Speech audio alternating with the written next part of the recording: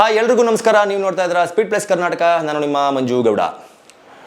ರೇಣುಕಾಸ್ವಾಮಿ ಕೊಲೆ ಪ್ರಕರಣದಲ್ಲಿ ನಟ ದರ್ಶನ್ ಅವರ ಸಲುವಾಗಿ ಸಾಕಷ್ಟು ಅಪ್ಡೇಟ್ಗಳಿದೆ, ಸಾಕಷ್ಟು ಸುದ್ದಿಗಳು ದಿನದಿಂದ ದಿನಕ್ಕೆ ನಡೀತಾನೆ ಇದೆ, ನಡ್ಕೊಂಡು ಹೋಗ್ತಾನೆ ಇದೆ.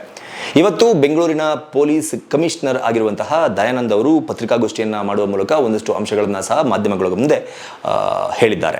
ಏನಪ್ಪಾ ಅಂತಂದ್ರೆ, ಇಷ್ಟು ದಿನಗಳ ಕಾಲ ಯಾವಾಗ ಪೊಲೀಸಿನವರು ಚಾರ್ಜ್ ಶೀಟನ್ನು ಕೋರ್ಟ್ಗೆ ಸಬ್ಮಿಟ್ ಮಾಡ್ತಾರೆ, ಚಾರ್ಜ್ ಶೀಟ್ನಲ್ಲಿ ಯಾರನ್ನ ಯಾವೆಲ್ಲ ಕೇಸ್ನಲ್ಲಿ ಫಿಟ್ ಮಾಡ್ತಾರೆ, ಚಾರ್ಜ್ ಶೀಟ್ನಲ್ಲಿ ದರ್ಶನ್ ಅವರ ಸಲುವಾಗಿ ಏನೆಲ್ಲ ಕೇಸ್ಗಳನ್ನು ಪೊಲೀಸ್ನವರು ಹಾಕಿರ್ತಾರೆ ಅಂತ ನೋಡೋದಕ್ಕೆ ಎಲ್ಲರೂ ಕೂಡ ವೇಟ್ ಮಾಡ್ತಾ ಕೂತಿದ್ದಾರೆ. ಅದರಲ್ಲೂ ದರ್ಶನ್ ಅವರು ಕೂಡ ವೇಟ್ ಮಾಡ್ತಾ ಇದ್ದಾರೆ. ಹಾಗಾಗಿ ಅವರು ಇನ್ನೂ ಕೂಡ ಕೋರ್ಟ್ಗೆ ತಮ್ಮ ಜಾಮೀನಿನ ಅರ್ಜಿಯನ್ನು ಸಲ್ಲಿಸಿಲ್ಲ.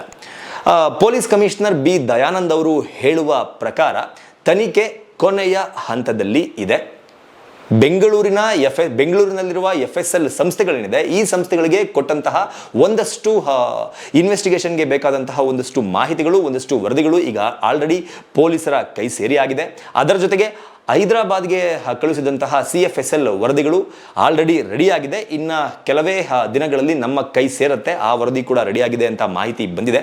ಹೀಗಾಗಿ ಇನ್ನು ಕೆಲವು ದಿನಗಳಲ್ಲಿ ಕೋರ್ಟ್ಗೆ ನಾವು ಚಾರ್ಜ್ ಶೀಟನ್ನು ಸಬ್ಮಿಟ್ ಮಾಡ್ತೀವಿ ಅಂತ ಬಿ ದಯಾನಂದ್ ಅವರು ಹೇಳಿಕೆಯನ್ನು ನೀಡಿದ್ದಾರೆ. ಅಂದರೆ ಚಾರ್ಜ್ ಶೀಟ್ ಸಲ್ಲಿಕೆಯ ಸಮಯ ಹತ್ತಿರ ಬಂದಿದೆ. ಅಂತಂದರೆ ಕೇಸ್ನಲ್ಲಿ ಯಾವ ಆರೋಪಿ ಯಾವ ಸ್ಥಾನದಲ್ಲಿದ್ದಾನೆ, ಯಾವ ಆರೋಪಿ ಯಾವ ಪ್ರಮಾಣದ ತಪ್ಪನ್ನ ಮಾಡಿದ್ದಾನೆ ಅನ್ನೋದು ಈ ಚಾರ್ಜ್ ಶೀಟ್ ಸಲ್ಲಿಕೆ ಆದ ಬಳಿಕ ಗೊತ್ತಾಗುತ್ತೆ.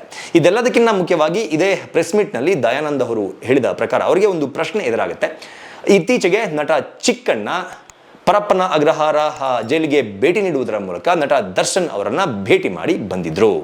ಚಿಕ್ಕಣ್ಣ ಅವರು ಪರಪ್ಪನ ಅಗ್ರಹಾರ ಜೈಲಿಗೆ ಭೇಟಿ ನೀಡಿ ದರ್ಶನ್ ಅವರನ್ನ ಮಾತನಾಡಿಸಿಕೊಂಡು ಬಂದಿದ್ದು ಇಡೀ ಪ್ರಕರಣದ ದಿಕ್ಕನ್ನೇ ಬದಲಿಸಿ ಬಿಡುತ್ತಾ ಎನ್ನುವ ದೃಷ್ಟಿಯಲ್ಲಿ ಸಾಕಷ್ಟು ತರಹದ ವರದಿಗಳು ಪ್ರಸಾರ ಆಗಿತ್ತು. ಯಾಕಪ್ಪ ಅಂತಂದ್ರೆ, ನಟ ಚಿಕ್ಕಣ್ಣ ಅವರು ದರ್ಶನ್ ಅವರನ್ನ ಭೇಟಿ ಮಾಡೋದ್ರಲ್ಲಿ ಏನಿದೆ ಅಂತ ಎಲ್ಲರೂ ಕೇಳ್ಬೋದು. ಆದರೆ ಈ ಕೇಸ್ನಲ್ಲಿ ಚಿಕ್ಕಣ್ಣ ಅವರು ಕೂಡ ಒಬ್ಬ ಪ್ರಮುಖ ಸಾಕ್ಷಿಯಾಗಿರೋದ್ರಿಂದ, ಈ ಚಿಕ್ಕಣ್ಣ ಅವರ ಕೈಲೂ ಕೂಡ 164 ಸ್ಟೇಟ್ಮೆಂಟ್ ಅನ್ನ ಕೊಡಿಸಿರೋದ್ರಿಂದ, ಚಿಕ್ಕಣ್ಣ ಅವರ ಒಂದು ಸ್ಟೇಟ್ಮೆಂಟ್ ಕೂಡ ಈ ಕೇಸ್ನಲ್ಲಿ ಮುಖ್ಯ ಆಗಿರೋದ್ರಿಂದ ಈ ಕೇಸ್ನ ಸಾಕ್ಷಿಯಾಗಿರುವಂತಹ ಚಿಕ್ಕಣ್ಣ ದರ್ಶನ್ ಅವರನ್ನ ಭೇಟಿ ಮಾಡುವ ಹಾಗೆ ಇರಲಿಲ್ಲ. ಆದರೂ ಸಹ ಚಿಕ್ಕಣ್ಣ ಪರ್ಮಿಷನ್ ಅನ್ನು ತೆಗೆದುಕೊಂಡು ಜೈಲಿನಲ್ಲಿ ದರ್ಶನ್ ಅವರನ್ನ ಭೇಟಿ ಮಾಡಿದ್ದು ಹೇಗೆ ಎನ್ನುವ ಪ್ರಶ್ನೆ ಬಿ ದಯಾನಂದ್ ಅವರಿಗೆ ಎದುರಾದಾಗ ಅವರು ಕೊಟ್ಟಂತಹ ಉತ್ತರ, ಶೀಘ್ರದಲ್ಲೇ ಇದರ ಸಲುವಾಗಿ ನಾವು ಕ್ರಮವನ್ನ ತೆಗೆದುಕೊಳ್ತೀವಿ.